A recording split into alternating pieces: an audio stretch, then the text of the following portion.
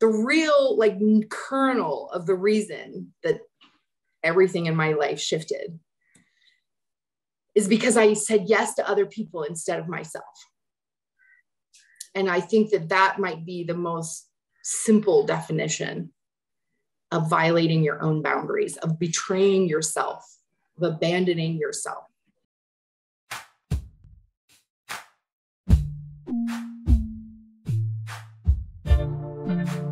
Hi, my name is Augustine Colebrook, and I'm the principal at Midwifery Wisdom Collective. I speak on this podcast about big picture political issues and the future of our profession. Hey y'all, I am Jamara, and I'm a midwife.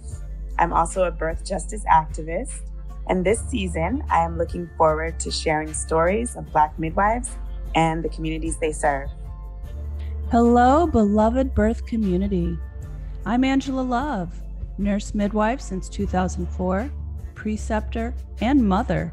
I have a home birth practice called Midwife Love and a national telehealth practice called Midwife RX. My mission is to keep birth choices available and to educate the next generation of midwives for our daughters and grandchildren.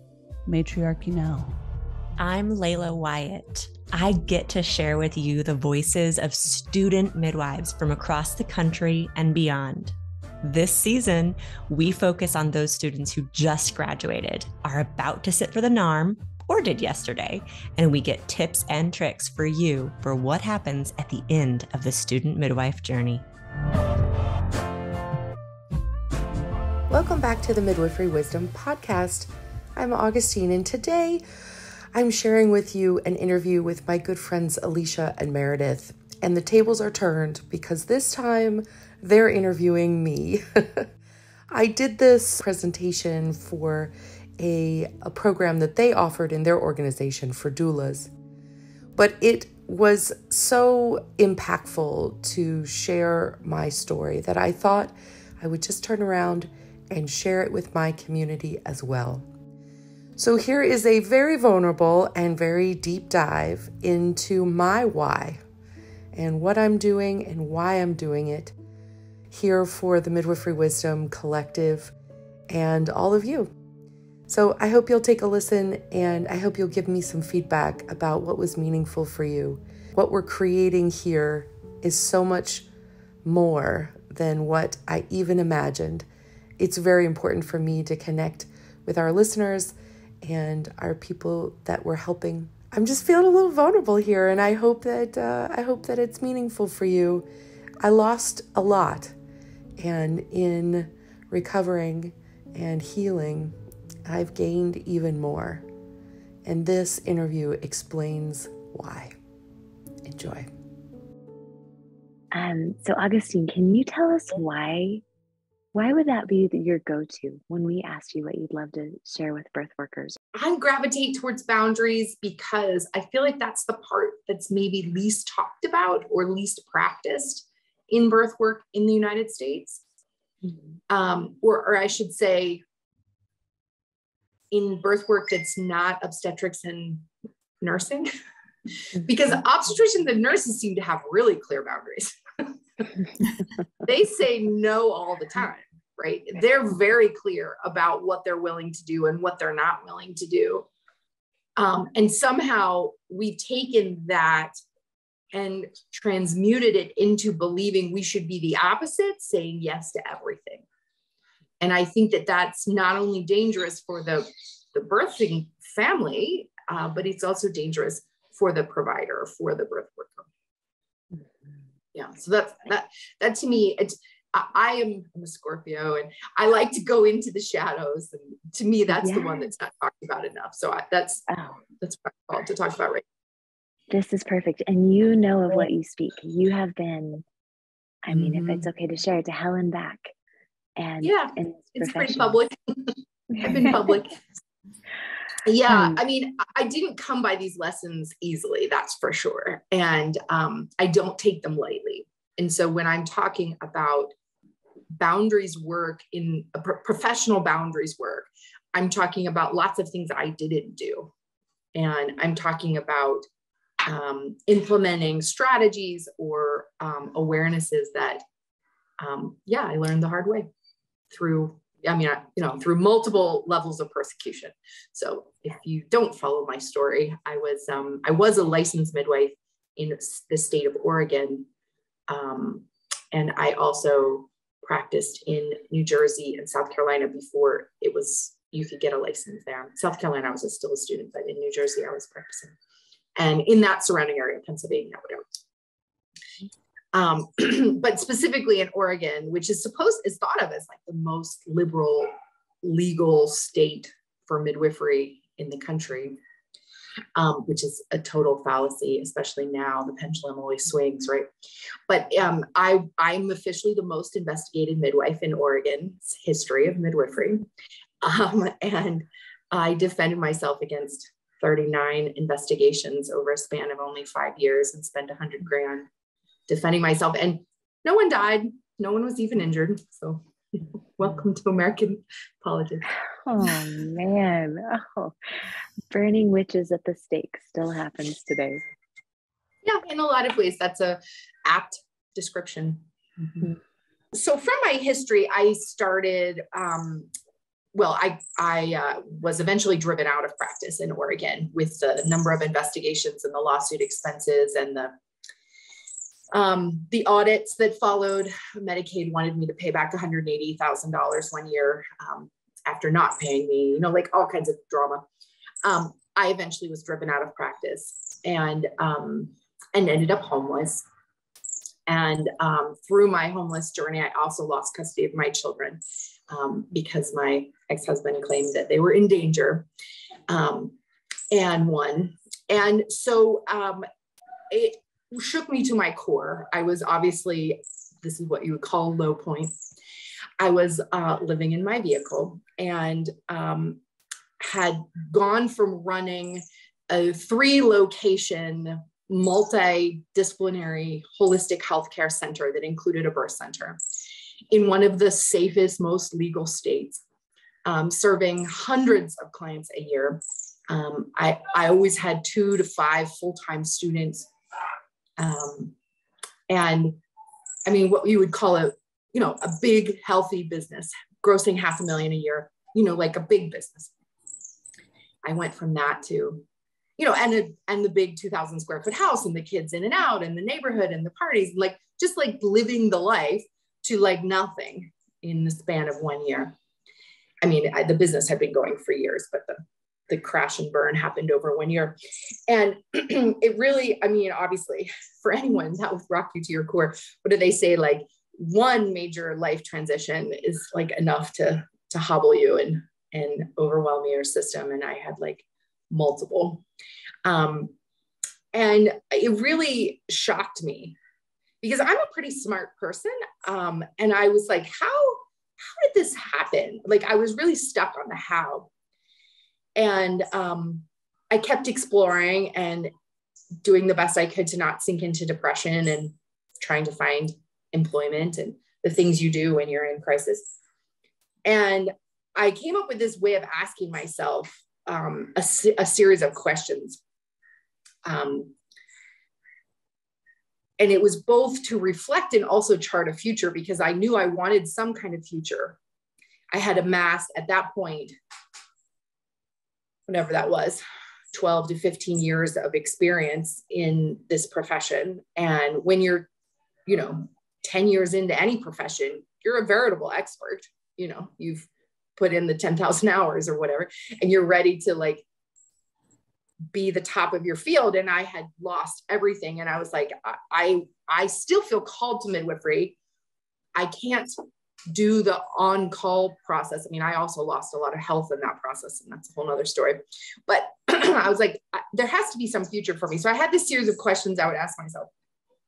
And it's in some journal somewhere. I don't know where it is right now. I can't say exactly, but it was some combination of questions. What do you want to do? A really straightforward question. And I would ask it like a mantra, or I would ask it like a meditation. What do you want to do? What do you want to do? What do you want to do? And it would just roll and roll until it lost its meaning. You know how words can do that. And then you could rediscover it with a new perspective. You could have a new vista. You could have a new sound behind you. You could have a new smell, and then you would hear it differently. You would hit differently. I was really committed to figure out, like, what is this soul journey? Since I've lost everything, what do I want to do now? You know, and it just kept growing. And so that was a question I asked myself a lot, and I'll tell you about that in a second.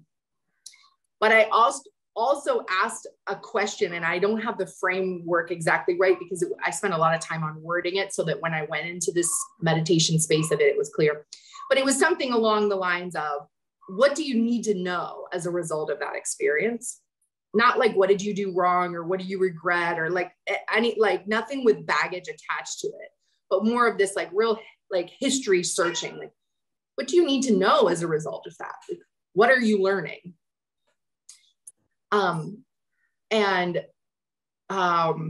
It was boundaries was obviously the answer that kept coming back, because when I really reviewed it, the real like kernel of the reason that everything in my life shifted is because I said yes to other people instead of myself. And I think that that might be the most simple definition of violating your own boundaries, of betraying yourself, of abandoning yourself. And it's of a high, it's like a high ideal. Like the ideal of serving people is a high ideal.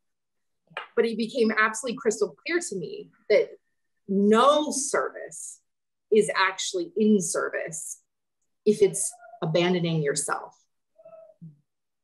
Like if you have to injure yourself in order to serve, you're not serving. Yeah. So you were, Augustine, are you saying you're putting, everybody came before you? Children, husband, clients? Yeah, well, I also got divorced in that process. I mean, you know, how deep do we want to go? We'll go wherever you take us. Yeah. Mm-hmm. So then what did you discover? So, so I was like, I'm learning that putting other people in front of you, is not a winning strategy. Like that was one of my first kind of concepts. Like this doesn't work. And then I started really like deep and deeper. And I'm still in this journey in a lot of ways. And I think we all are. We're still in, like, I think we'll always be in a journey of figuring out our own value and our own worth, because we live in a society that so easily and effectively devalues humanity. And so whether or not you grew up in a toxic family of origin, which I also had the pleasure of doing, you don't intrinsically get messaging from our modern society that you are inherently valuable, right? You get messages that you're valuable depending on what you can produce. You're valuable depending on whatever. You get conditional messages. You don't get unconditional messages. So I think we're all learning that. We're all unpacking that. We're all discovering that. We're all exploring that, unlearning. So the first thing I learned was like, this doesn't work. And then it came down to like, this hurts a lot. And then it comes down to like, then I started exploring suffering, you know, and my definition of suffering is it's the story you tell yourself about the pain. So like pain is just a sensation, but then the whole thing you make about it is the suffering. And I was suffering. And so I had to go into the story to understand the pain and the suffering. And the story had a lot to do with like, you know, like hero world, like capes and shit, fairy wands and capes, like a lot of fantasy. And I was like, this is another part that doesn't work. Yep. Were you the fairy godmother as the midwife? You can paint it in lots of ways, right? I mean, I think that I'm actually a really good balanced midwife, but you have to go back to your core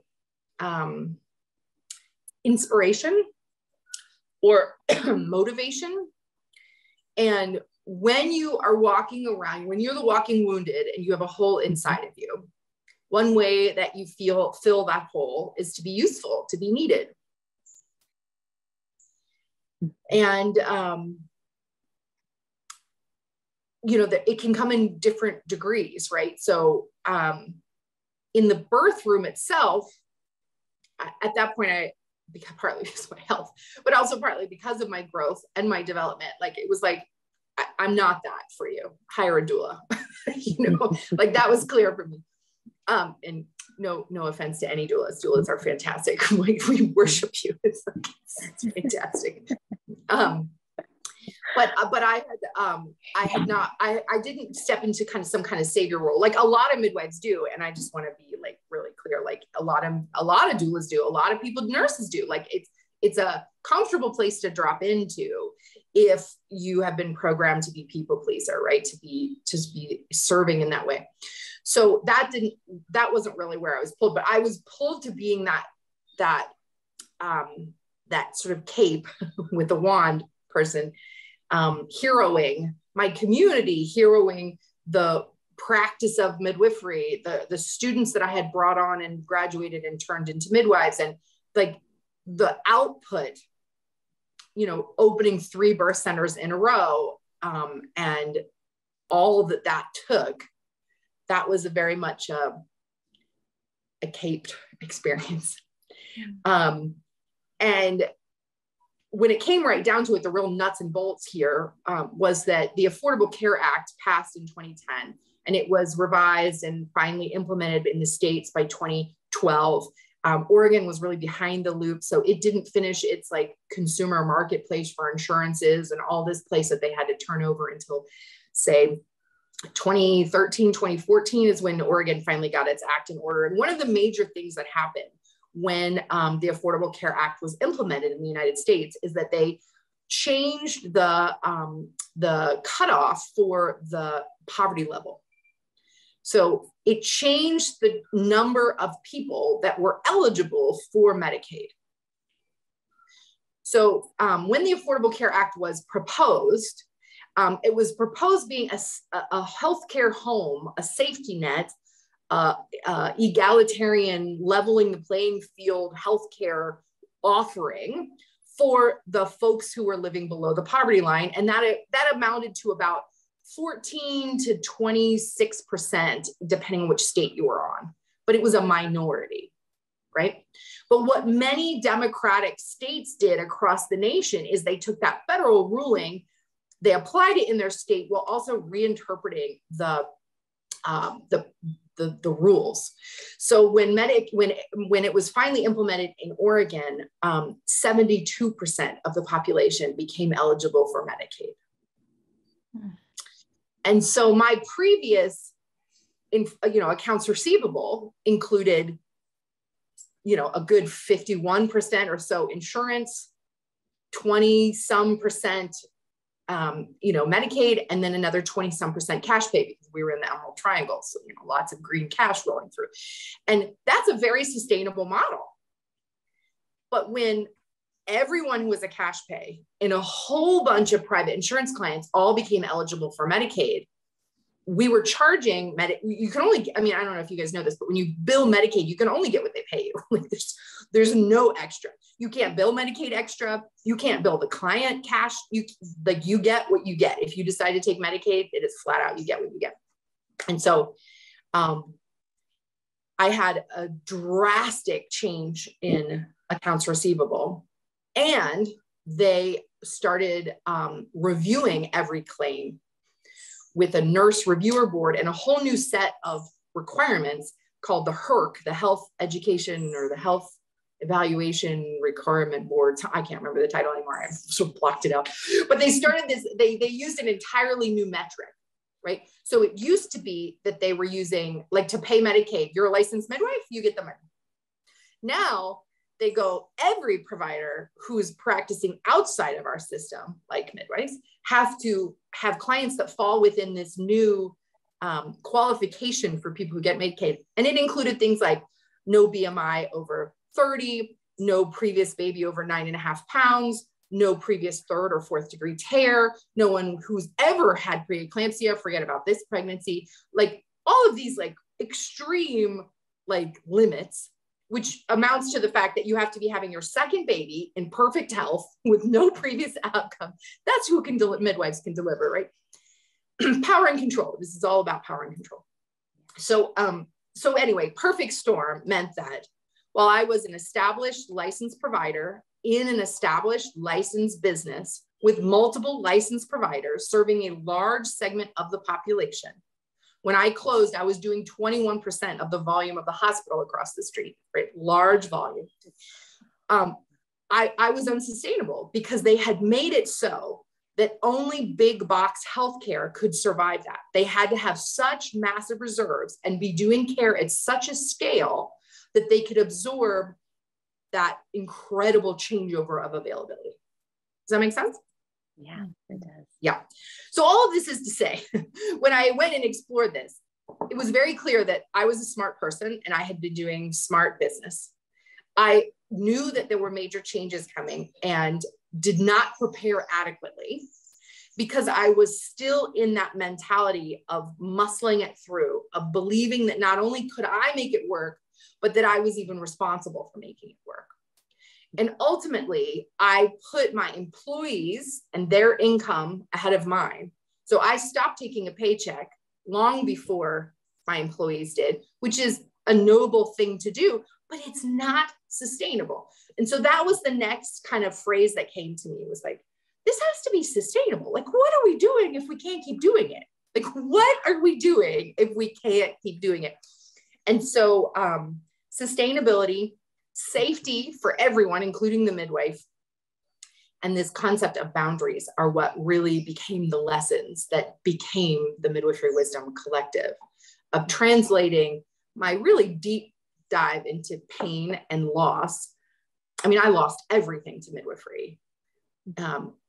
That process of translation of what it was became the offering that I have now, which hopes to help midwives, students coming into the profession, not make the same mistakes and get a little clearer about what their motivations are and what they're creating, what their vision is for the future, and how to actually create, package, support that in that process. So that's the long history. That's a great overview, Augustine. So tell us, okay, break maybe that more down. than you wanted. No, we love all the juicy details. Well, start with sustainability then, the first piece. Yeah. So the very definition of sustainability is reproducible, right? It doesn't mean getting better. It doesn't mean, advancing. Sustainability simply means what I did today, I can do tomorrow. It can sustain. And when you look so in part of my healing journey, recovery, pain place, whatever you want to call it, after that whole life, I went back to school and I got a master's degree in maternal child health systems to try to understand this from a 30,000 foot view, like what had happened to me. Because it's unimaginable, right? To be a busy, full business and then gone. I was completely taken out. And it certainly nothing changed. We were still busting at the seams busy, right? It was payer source, policy, top level administrative, it was a beyond my pay grade, right? So I was I have to understand what happened here. And I went back to school and got a master's degree in this systems level thinking. And so it's both a public health degree and a research base, and also this systems level thinking.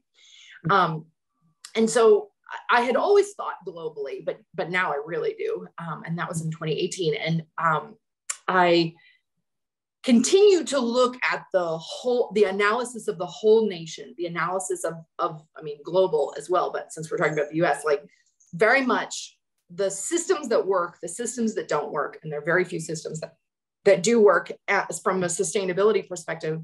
And what are they doing? What are they doing that works? And oftentimes we have to go to other countries to evaluate what systems work because there's so few in the US. And what are the ones that aren't working, the ones that fail, that move in and out? I don't know if you guys know this, but every single week in the United States, a new birth center opens and closes. So we're at a zero-sum game. They keep opening and closing because it's not sustainable, right? Yeah.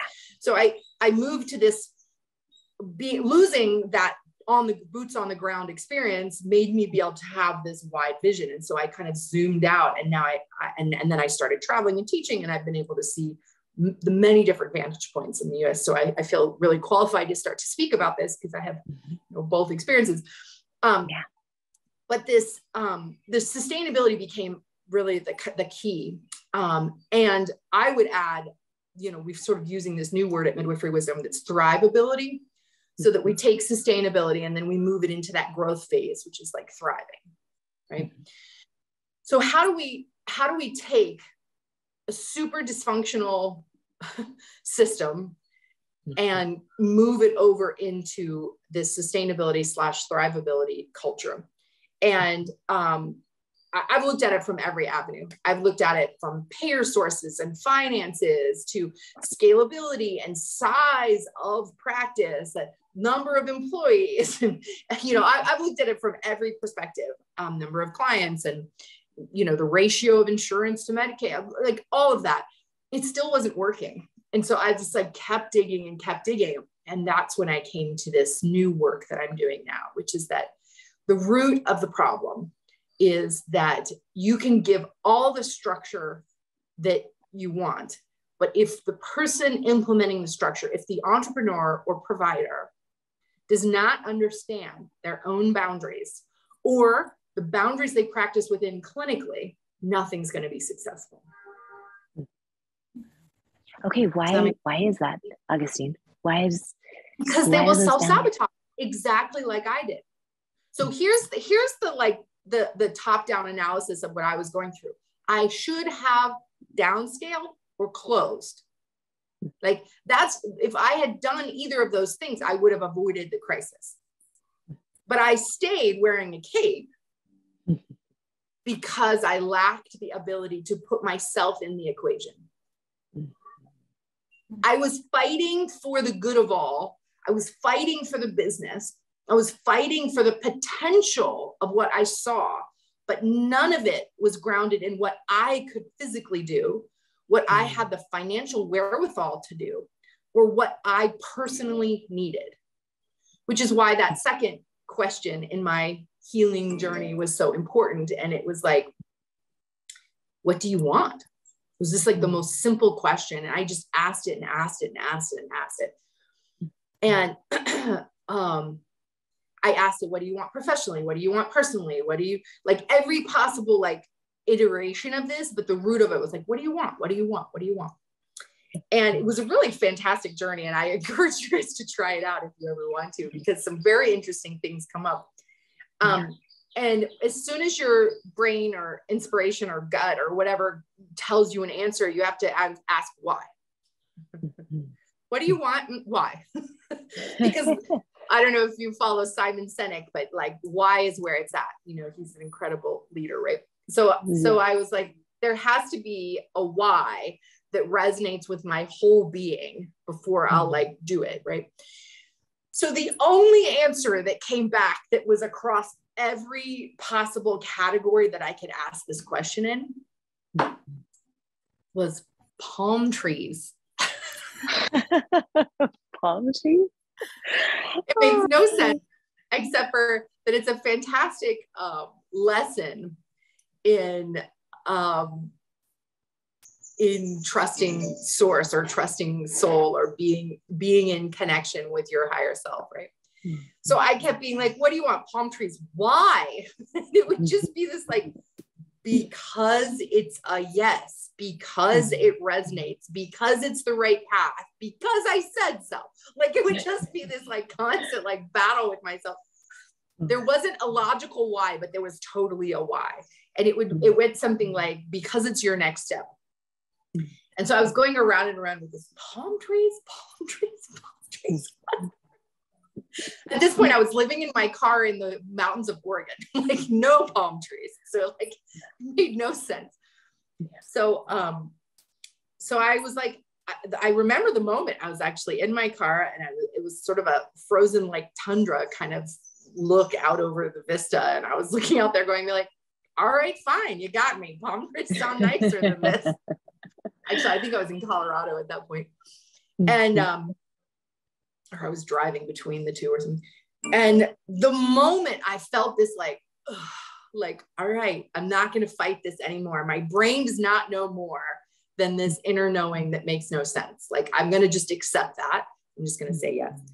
That the moment that happened, I got 3 messages back to back from far-flung students around the nation that said, hey, did you know that Najoni in San Diego is hiring for a clinical director? Like, you should apply. All 3 sent me the link. Palm trees. And I was like, I love it. Oh, San Diego. Oh, palm trees. And so I don't know why, but I've been using palm trees as a bellwether ever since. And so I live in places where there are palm trees because that's apparently what my soul really wants. And my soul calls them calm trees. And so that's where I hang out. I love that. And this experience has sort of woven itself into the process of finding sustainability, because the palm trees withstanding, the process of saying, what do I want and why am I doing it, is like a critical part of finding your boundaries. So you are not in touch with yourself. You have no idea what you're doing. And I can say, honestly, I had no idea what I was doing. I had 27 employees, hundreds of clients, 3 facilities, no idea what I was doing. I was sort of bumbling towards a theoretical place of arriving, or a place of like giving that doesn't exist. And this is the biggest takeaway, if I could share this with anyone. You never arrive, despite what they tell you. You never, ever arrive. You are always becoming. You are always discovering. You never arrive. It's the biggest lie in our culture.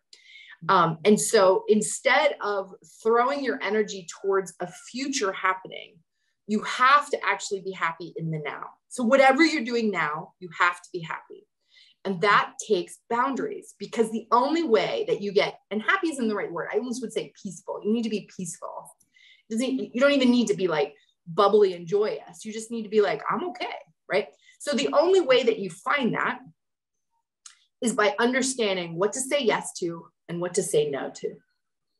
And so I call this the sacred yes and the holy no. And these are those core knowings, those deep, beyond reasoning yes and no's, like my calm trees. My calm trees are a sacred yes. Yeah, so that's the foundation of boundaries, is understanding what to say yes to and what to say no to. And the process of discovering the boundaries, or the parts of you that you're okay with, is, I think, the most important work that we do. And so bringing that over into birth work, if you didn't know this, birth work's really freaking hard. No matter what your role, you're up all night. You don't always have access to a bathroom, to food, to like a bed.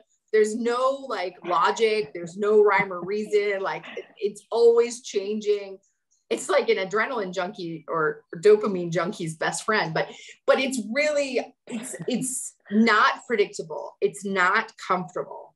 So you get into this because of a calling. You get into this because something in you says, I need to do this. I want to do this. I need to serve in this way. And that is a beautiful calling. But if you don't take the time to evaluate the what and the why, you're just stumbling towards some future arrival date that never arrives. So here are some of the pitfalls of not knowing your own boundaries. You could take clients that don't actually align with you. And if you dig deep enough into the doula or student midwifery chat boards, you'll find that there are stories of some really gruesome things. You know, for not just the clients that like don't pay you or like badmouth you on social media, but I'm talking about the clients that like literally perpetrate abuse in front of you or to you. If you don't understand what's okay with you and what's not okay, you can put yourself in really dangerous situations. And then there's a process of interfacing with other colleagues, and doulas have to do this almost more than anyone else. You have to be in relationship with not only your client, but also their multiple types of providers and their ancillary support people and, all the other people that show up in birth work. Or you face choosing to head out onto the birth keeper world where you relate with no one. And that's a certain kind of risk as well. And so I feel like boundaries is at the core of everything. And it helps you understand you so that you can better communicate with anyone that you would work with. And so this is a really important distinction. Unfortunately, in our mainstream society, boundaries has come off as the idea of it's like the wall, or it's like what you make other people do. Not at all. Boundaries is an inside job. Boundaries is what you make yourself do or not do. You can't control anyone else anywhere. You can't make them do anything, think anything, feel anything. You're not in charge of other people. That should be self-evident if you're a functional adult. So then the only thing that you can do is control your own reaction and your own actions, right? And so boundaries are what's okay with you so that you can go out into the world and decide consciously whether you want to be involved in someone else's story or not. So setting boundaries as a birth worker could involve, I am not okay working with folks who abuse their partners. Like that's a bottom line for me. That doesn't resonate with me. I don't feel called to serve those people. I definitely feel compassion for the victims of domestic violence, but that's not my area of genius. It's not where I'm going to be served best. It's incredibly triggering. I don't doula or midwife for people who are in domestic violence situations. That's the bottom line for me. Might not be for you. Maybe you've decided that you can do that, but I can't. So the conclusion of that clear boundary for myself is I have to be able to figure out who's in domestic violence partnerships so that I can risk them out. Does that make sense? Yeah. How do you do that, Augustine? Well, there's many screening tools. There's many education processes. There's many questions that you can ask. There's different symptoms that you can be alert for, right? But if you didn't know that was a boundary, you just end up in those situations because you never consciously explored it. Yeah. Another boundary for me personally at this stage of my life is that I don't stay up all night. And I know that sounds crazy to say as a midwife, but I can't. It's not possible. My health puts it to the point where I can't do that. Yeah. So then to back up, that's a boundary for me. So then to back up, that means I must not be the only qualified individual at birth. Right. So then that means I have to work with people that feel as passionately about safety and sustainability as I do so that I can confidently walk away when I need to for my health. This is why boundaries and sustainability go hand in hand. You can't really have one without the other. Welcome to the Midwifery Wisdom Collective, a community for midwives. Whether you're a seasoned midwife, just starting midwifery school, or in between, we have something for you. On our website, midwiferywisdom.com, you can find sources of all things support, community, and education. Our collective offers a podcast hosted by 4 incredible midwives covering a variety of topics, online courses that range from hands-on skills such as fetal heart tone monitoring to business marketing skills and more. And we have a blog and YouTube channel that highlight a variety of educational and self-care topics. We also have different consulting options if you need more individualized help with legal advice, business, branding, and of course, the art and science of midwifery. We believe that midwifery is about relationships, both between a midwife and client, and especially between midwives themselves. And that's why we hold an annual conference and live hands-on skills sessions across the country so that you can connect with other midwives and further hone your skills at the same time. Please come follow us on Instagram, Facebook, TikTok, or wherever you get your social news. At the Midwifery Wisdom Collective, we believe your self-care is just as important as the care you give to your clients. We commit to adding to your well-being as well as your professional development. Take care of yourselves because we need you. Welcome home, midwives.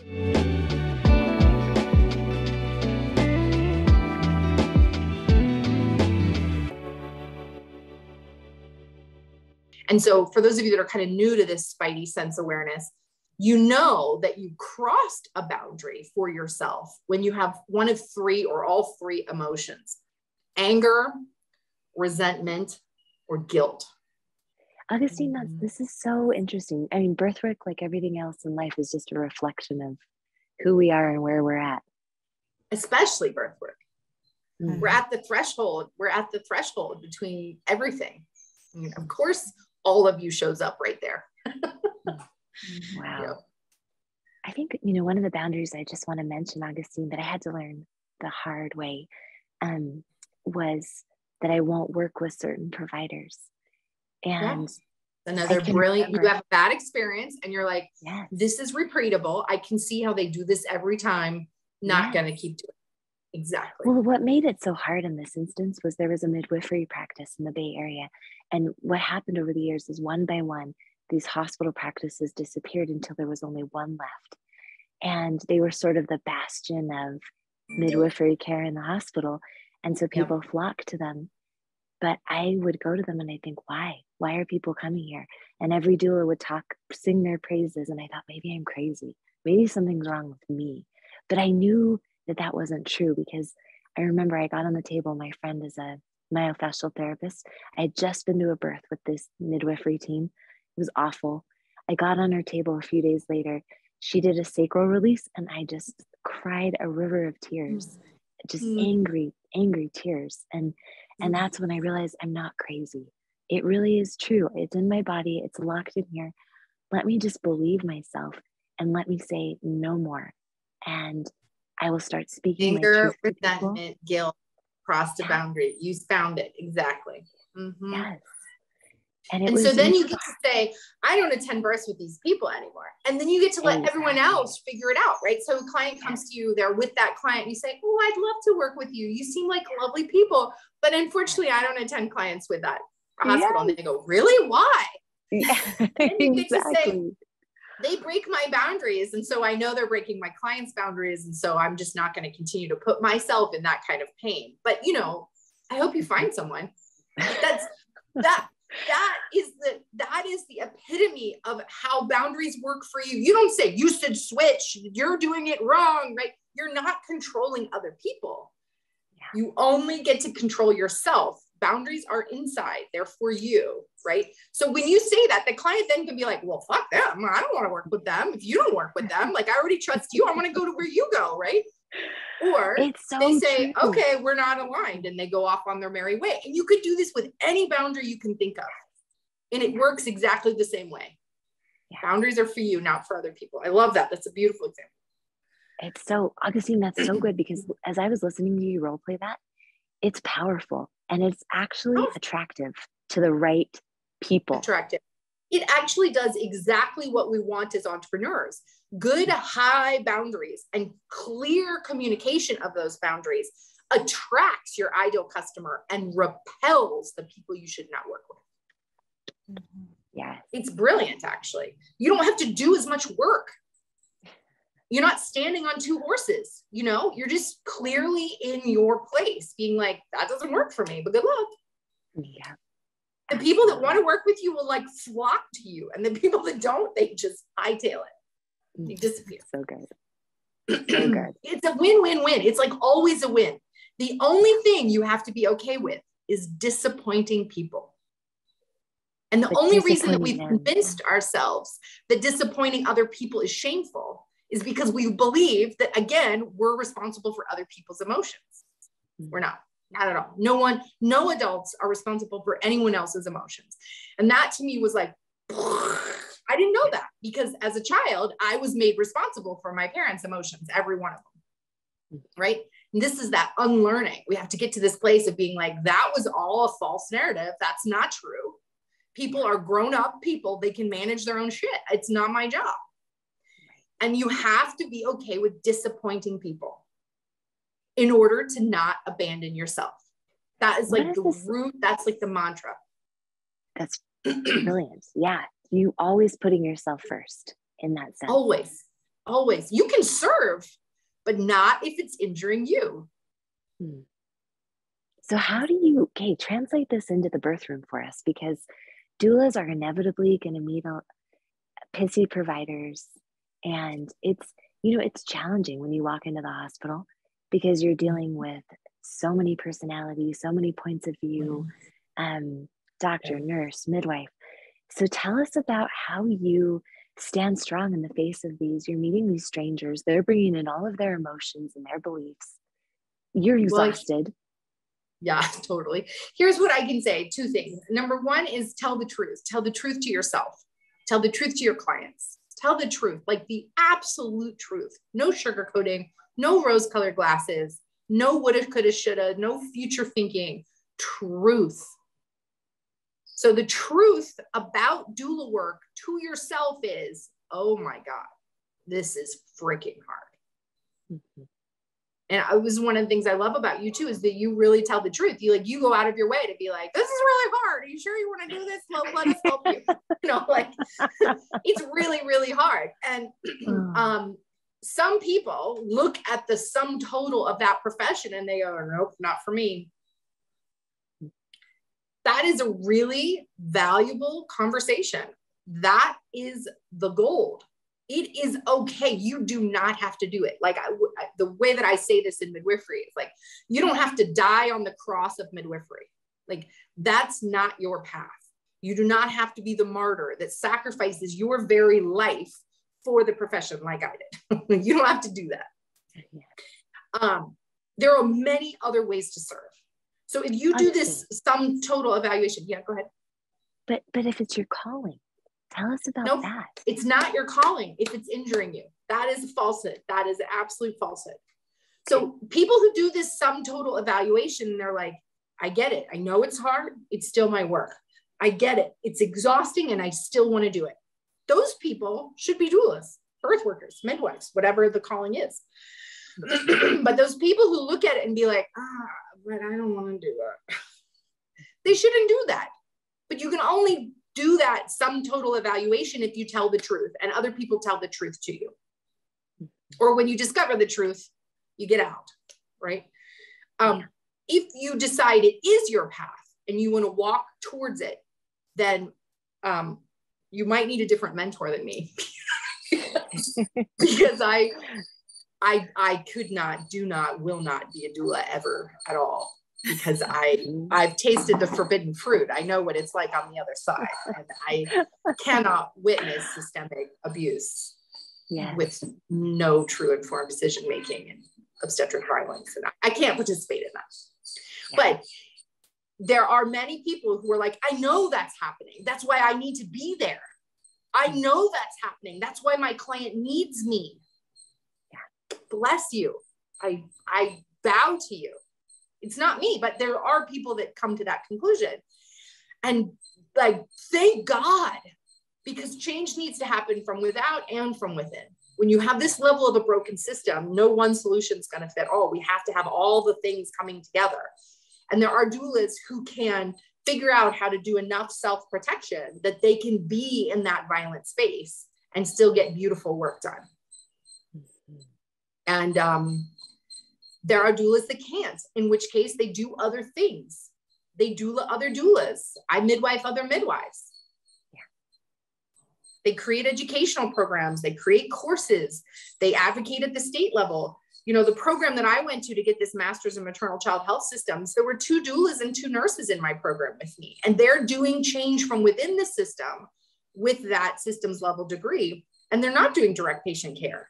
They're doing advocacy, and they're hired by governmental organizations and insurance companies, and they're setting policy, and they're involved in things that shape the course of the profession without having to be boots on the ground, you know? So there's a place for all of us. All of us are working towards the same goal. And I guess that's another point I always love to make. It's like, you're not in competition with each other. Stop. Just stop it right now.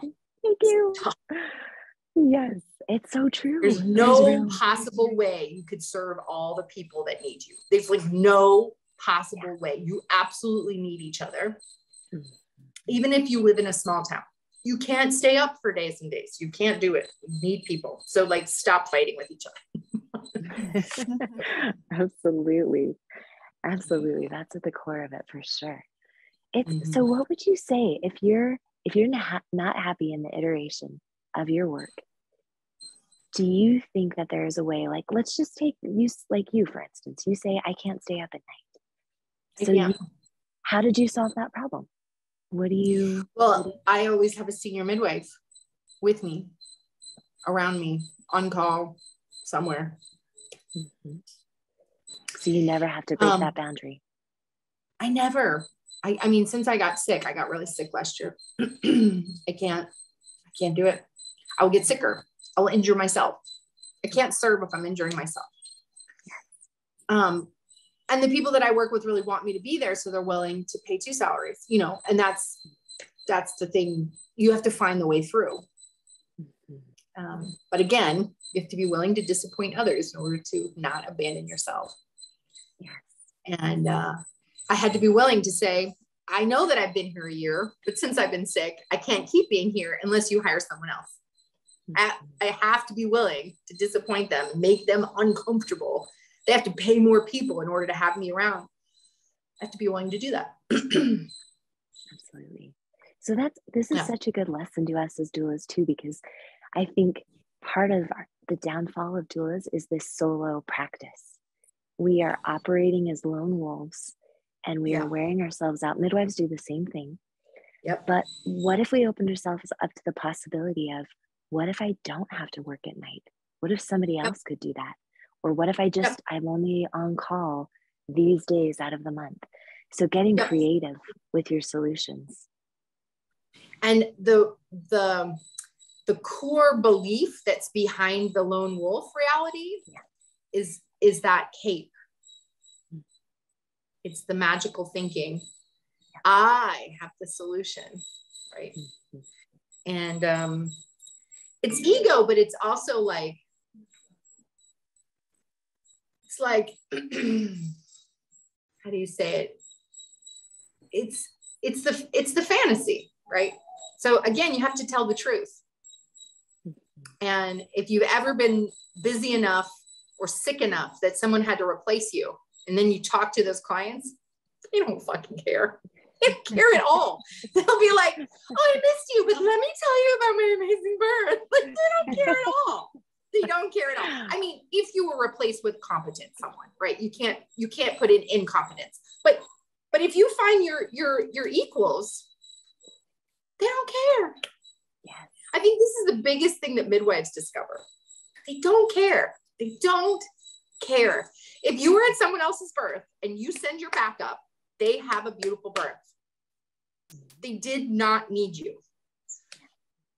And I think if we could really take this in and be like, no one is suffering as long as they know that they'll be covered. Like, that is the goal. Then the whole thing shifts, the whole paradigm shifts. And you are no longer on the hook for everything. You're no longer wearing the cape or wielding the magic wand. The client's getting their needs met. You're getting their needs met. Ta-da! Winning solution. Absolutely. Yeah. And definitely really, safety numbers too. Mm-hmm. That's the truth, is that we don't want our clients saying, I couldn't have done it without you. Meredith and I talk about this. We want them walking away saying, look what I did. And that's right. That's a paradigm shift. So it is. Definitely. And the reason that we get caught up in like the ego place of being like wanting to be needed is because of that hole. And that hole is the thing you're creating yourself by abandoning yourself. Like, if you just stop crossing your own boundaries, you won't have a hole to fill. Mm-hmm. What do you do when you have crossed your boundary? Augustine, let's say, give me an example, because if it's a private one, it's a different solution than if it's a public one. Let's talk public. Let's talk about it at a birth. let's say a provider comes in, let's say a doctor comes in, and they're rude and condescending. You know, how many times have we heard, like, I know your doula told you this, but I've got, I'm the one who went through school and blah, blah, blah. So what's the boundary? So in those moments, I often have chosen to just take it on for the client's sake. I'm like, you know what, that's not about, I mean, you haven't named a boundary yet. They're just being an asshole. Yeah, what's exactly. The boundary? What's the boundary? The boundary is, I would love to say something like, you know what? This woman chose me to be with her. She knows me. Oh, the boundary is staying silent instead of speaking up. Right. Exactly. Okay. Exactly. So here, let me just define them, because this is like nuanced work. So the boundary is, I choose to speak up for my clients. I'm going to be an advocate doula. I'm not just going to let them be abused by the system. There's the boundary. Now the doctor comes in, now you have a choice. Do I speak up like I said I was going to, or do I stay silent and take it? Yeah, absolutely. Depends on what your boundary was. So if your boundary was, I'm an advocate doula, I'm going to speak up for my clients, and then you crossed your own boundary. Now, it doesn't matter what happened in that room. You're still going to have to deal with the consequences, like crying on your CST table the next day. Right? Mm-hmm. Yeah. Yeah. Okay. If you speak up and you feel like, I'm living my boundary, and then there are repercussions, like you're kicked out of the hospital, that's actually an easier recovery because you didn't cross your own boundaries. Got it. Yeah. What if your boundaries shift? We talk about getting really humble when you need to get humble, just to protect a client or. Well, so this is more of the practice of midwifery or practice of doula work, more than internal boundary work. Yeah, I mean, like, I'm trying to frame this in such a way. There's not really a boundary here. Yeah, you definitely have to be able to pivot. You have to be able to meet whatever's going on in the moment. And you could be loud and proud, and you could be absolutely quiet and acquiescing. At the end of the Midwifery Wisdom conference this year in Galveston, or not in the end, one of the nights, we had scripted, informed decision-making birth plays, or like script skits. We had these scripted skits. And I wrote them and designed this thing. And it was like one of the funnest things I've done in a long time. And it's definitely going to have a place in next year's event. But one of the skits, I actually chose to run both ways. So the client was transferred to the hospital. She had a reason to be there, nothing emergent, just non-productive. And the nurse came in already obviously opinionated about this person's choice and was being kind to the client, but not to the provider. And so we ran it both ways. We ran it where the provider was like, thank you. We understand. We're just here. Thank you. Please. I understand. Yes. Like the backing off, acquiescing, silent. And the client was in the bed, sort of being like, like she wanted it to be a different way. And now her midwife has emotionally disconnected from the experience and is sort of supporting the nurse who's doing all the things she didn't want. Right. We ran it that way. And eventually, after a while, the client just says, well, I think you can just go home. I don't need you anymore. Right. So the birth worker goes. And the whole audience had a reaction to that process, because for some of them, that was boundary crossing. They didn't stay in there and advocate. But for others, they could understand that that's a choice that you make in order to be good with the next transport, the next birth. And then just for fun, I reset the scene and the actors all knew what they were going to do. And this time the midwife was like, excuse me, she asked not to have, are you reading her birth plan? You aren't listening. She said like, this is what she wants. And so then the nurse escalated and brought the doctor and the security team in, and the midwife still got kicked out. And lots of people were triggered by that because, first of all, both of these scenarios have happened to all of us all the time. And second of all, because you really, the work is not what's happening outside of you. It's what's happening inside of you. So the conclusion of that is I kind of was like, all right, which can you live with? And the audience all had these different color cards so that they could participate. First of all, they chose which decision we made. And then at the end, they could sort of communicate en masse with these cards.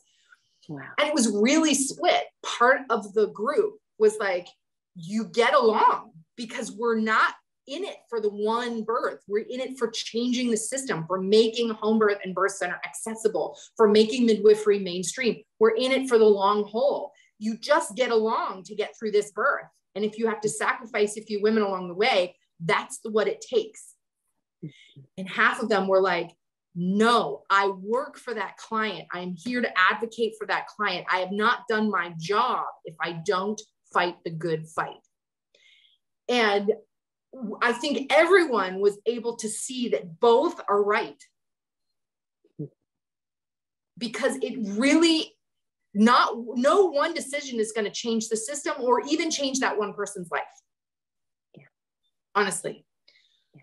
But it will change your life if you cross your boundaries.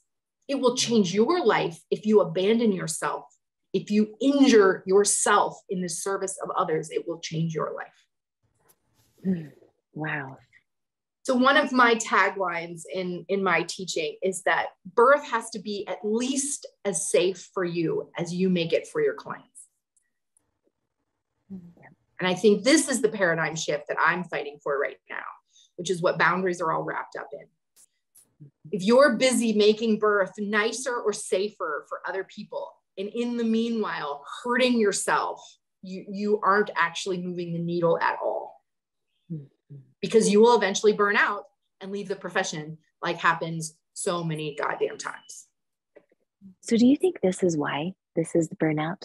Burnout? Yeah, 100%. All boundaries. Boundaries. Burnout is boundaries. If you feel anger, resentment, or guilt, you're burnt out. You've already crossed your boundaries. How can you keep going if you have no motivation left because it's been robbed because you keep injuring yourself? It's like not possible. It's like that is the equation. The solution to moving the needle forward in each birth, in each provider's life, and in the profession and system in general is to go back to the very core of the matter, which is, are your needs met? What are you doing?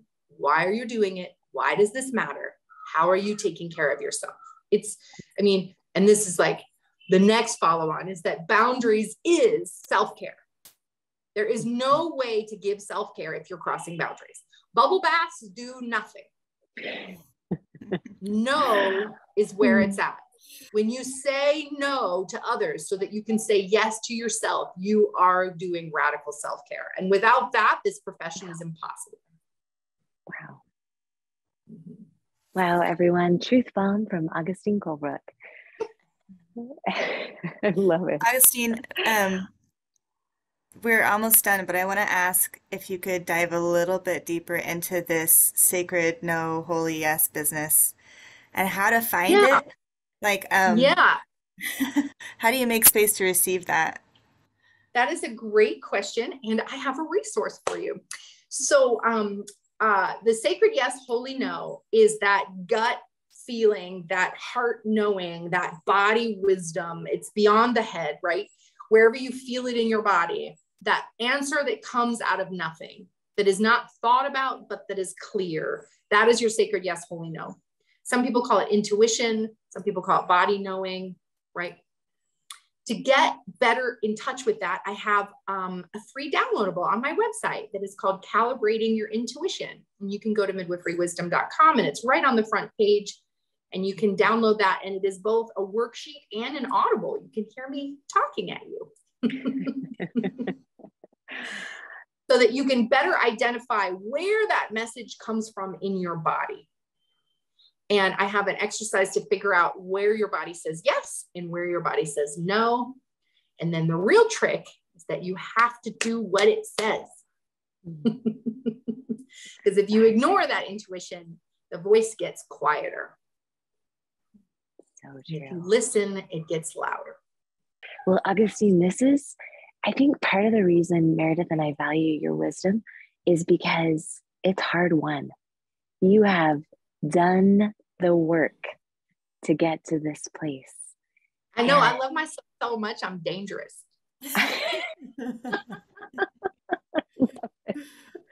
Be careful. Careful.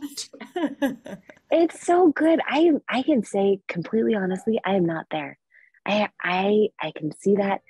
But what's so helpful about seeing you where you are is it gives me hope, and I feel like you're shining a light on this path ahead. And it feels you're showing us what's possible. We can come through losing everything, and we can come out better.